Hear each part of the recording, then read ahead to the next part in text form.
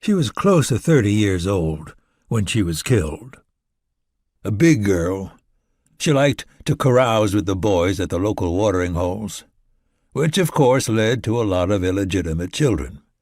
But by all accounts, she was a pretty good single parent and could take care of herself and her brood.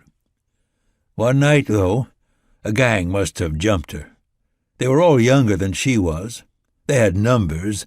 They might have even been family, and after they broke her leg and she was on the ground, it was pretty much over. There was no funeral. They killed her and left what remained there by the water, with the sediment from the forgotten creek built up around her, layer after layer, compressing and compacting her to the point where the bones leached away and were replaced by minerals. It was as if she'd turned to stone just to keep from being forgotten. It's interesting how her remains were found. Her namesake, Jennifer Watt, was traveling with Dave Bauman, the director of the High Plains Dinosaur Museum, when they got a flat. Not an unusual occurrence on the red roads the ranchers used for the more inaccessible areas of their ranches, where the larger chunks of shale attacked sidewalls like tomahawks.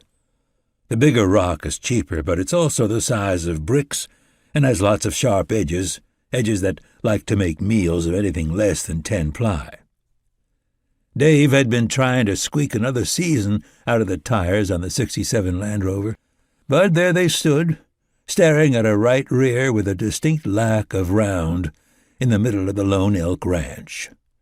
While he fished the jack and spare from the hood and began the arduous task of replacing the tire, Jennifer unloaded Brody, her Tibetan mastiff, and went for a walk.